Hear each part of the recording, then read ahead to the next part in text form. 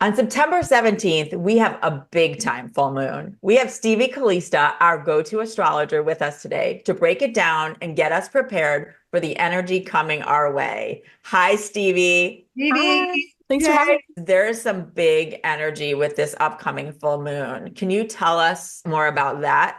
Sure. So on the 17th, we have a full moon partial lunar eclipse at 25 degrees of Pisces. And so it's not just your average full moon, it's an eclipse.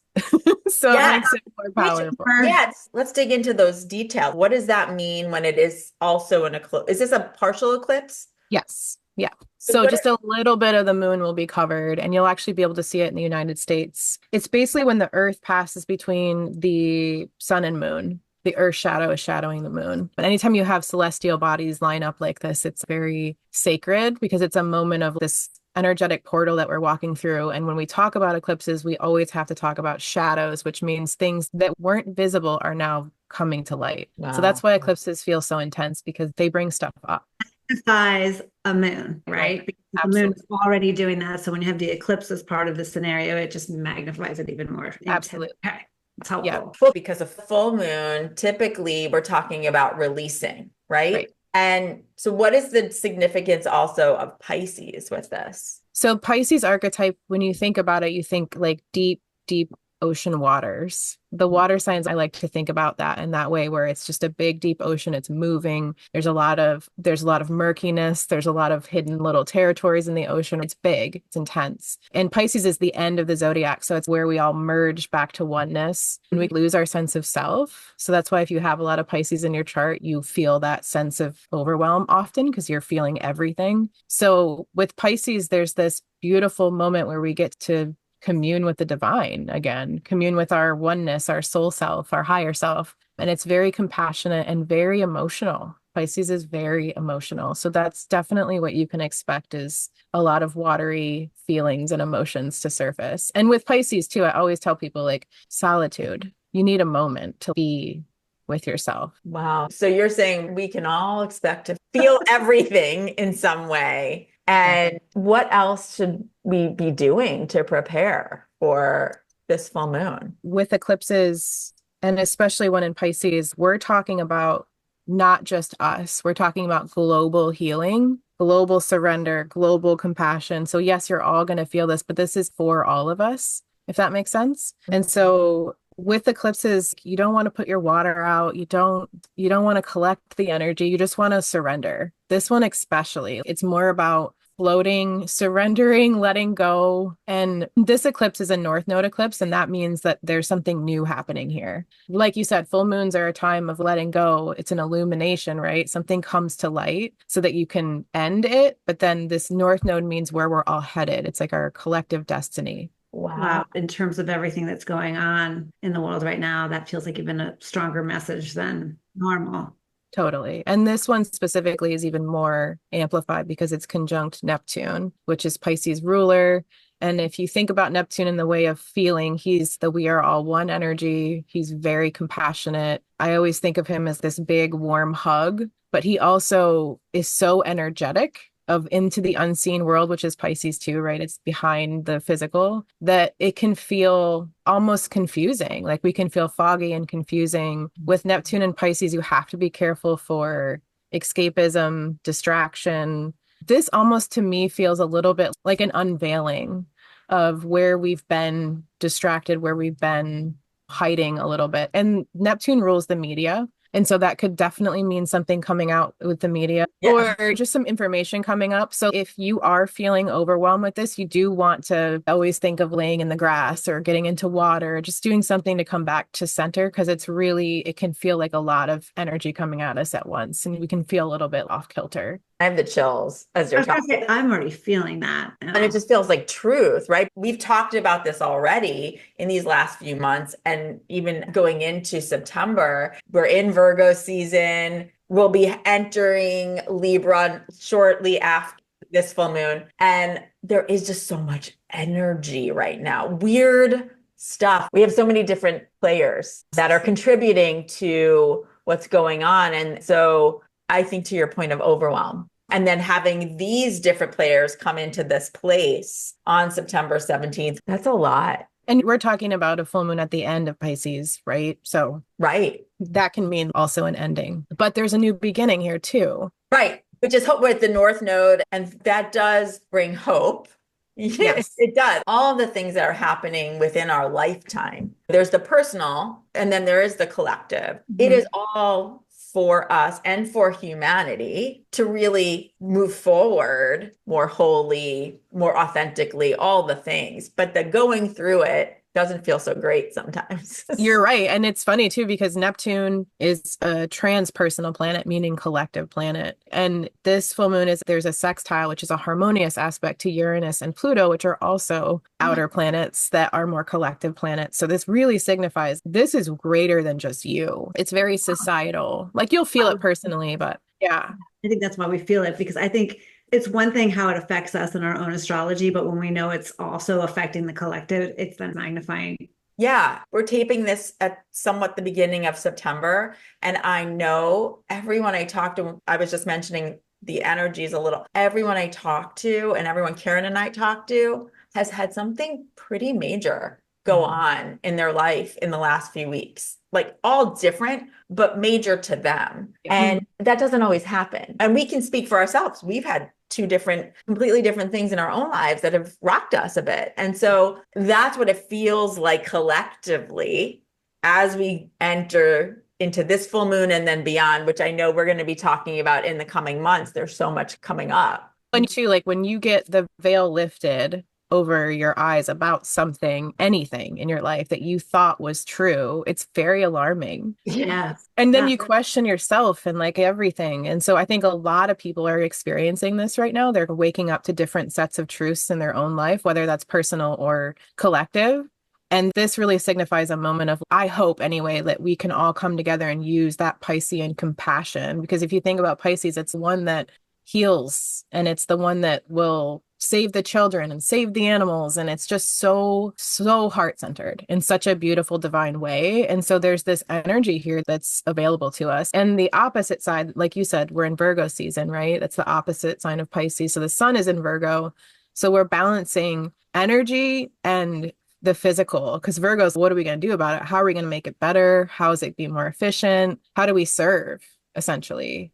And so this is like a moment where maybe we don't do anything. Maybe it's more about just letting go and surrendering or tuning into the energy versus doing something about it. Or maybe it's both. That's so good to know about, because I think, as we were saying before, so much of this is we feel the astrology, but we don't always know what the astrology means. And like we were saying about individually, we can feel it, but then when you have it magnified in the collective, it can be really overwhelming. This is also called the harvest moon. Why is it called that? The harvest moon is the full moon closest to the autumn equinox. Okay. So whatever full moon that is, that's always the harvest moon. And it's just literally that. It's a time when you harvest. So you're pulling everything in from summer, harvesting, whether that's vegetables literally or something else in your life to get ready for the equinox, which signifies a time where there's more darkness and we go inward more. So it's a celebration in that way, but it's just different this year because there's an eclipse attached to it. So it's a little bit more intense.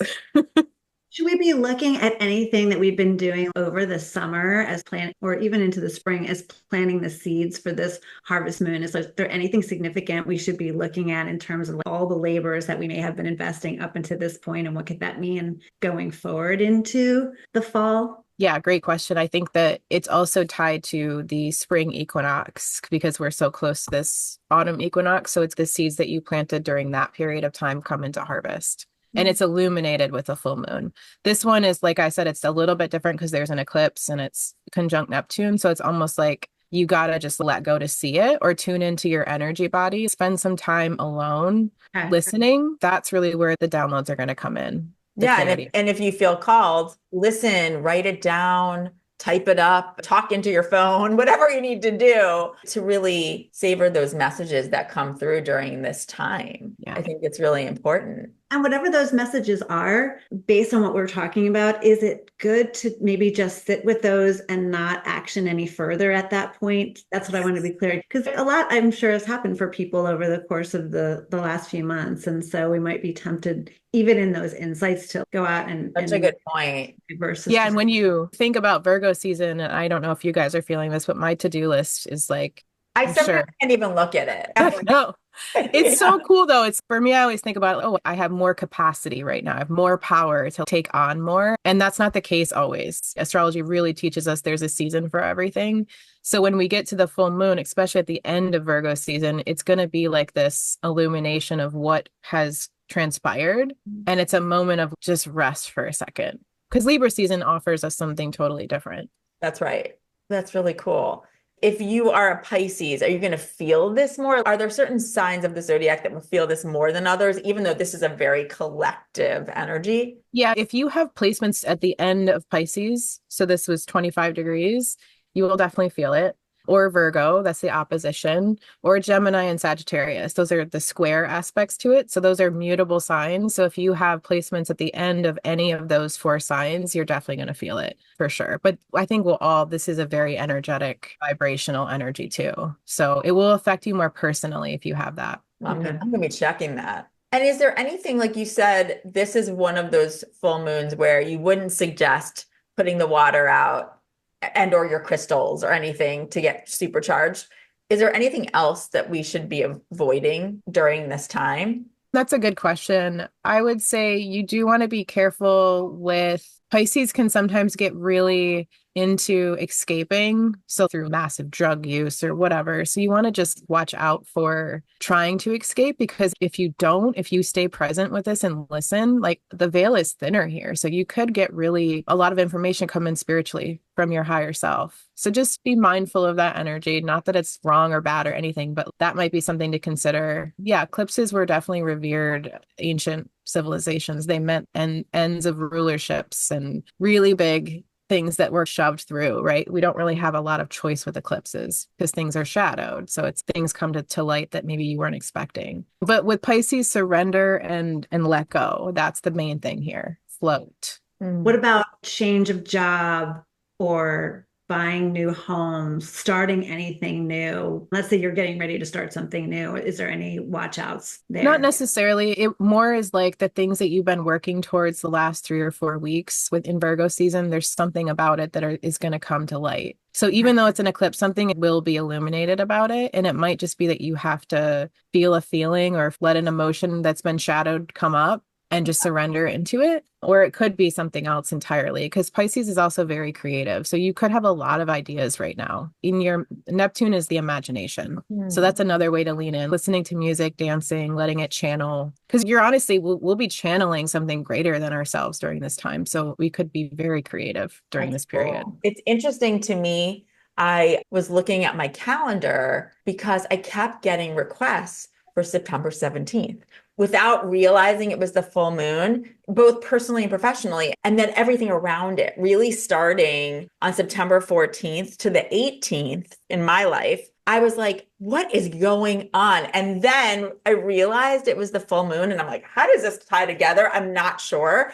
But it's really unusual things. I'm like, there is something energetically already happening, right? And I can't be the only one that's happening to. Everyone listening or watching, look at your calendar. Has that happened to you? Because take a look. I always think that there is that kind of tie that you can actually see tangibly. Totally. And you know what else is interesting is like after September 15th, we'll be out of Mercury's shadow period when he retrograded. So all of August and partly in July and September. Wow. Oh, that's so interesting. Yes, that makes sense. So it's like this forward movement. Yes, finally. We're still going slow right now. But that makes total sense because it felt so strange to me that it was all concentrated in this time. And so it started to feel overwhelming. And I was not even there yet. I know, like you add back to school and everything else, but there is almost, I feel too, the drive for this collective in this space of people kind of feeling like this almost darkness time and wanting to be with people that are like-minded and use that as a way of, I don't know, working through this time. Yeah. And now I feel more prepared to handle and understand that how I might be feeling during that time, what may be illuminated, that there is forward movement, both because of Mercury, but then because of the full moon with the North Node, and that there may be some collective stuff going on. I just feel more prepared now. So I feel better. Thank you, Stevie. as Thank you, always. Stevie. Sure, And absolutely. And I want to also say, you mentioned the autumn equinox, and we, along with Lizzie Cutler, will be doing a free workshop on the autumn equinox at 5 p.m. Eastern, where we are talking about this combination of astrology and energy healing. And we're very excited. And so Stevie's going to be walking us through several planets, so how to read your chart and more, and how this can work to really help you get unstuck at this time. And as we go into Libra season, especially, and then taking that energy of the autumn equinox, we're going to take advantage of it. When is that happening, Robin? So that is on September 22nd at 5 p.m. Eastern. And you can sign up at theseekingcenter.com/workshop. And we'll also have the link in our show notes too. Thank you. Much to come. Thanks, Stevie. Thank you, Stevie.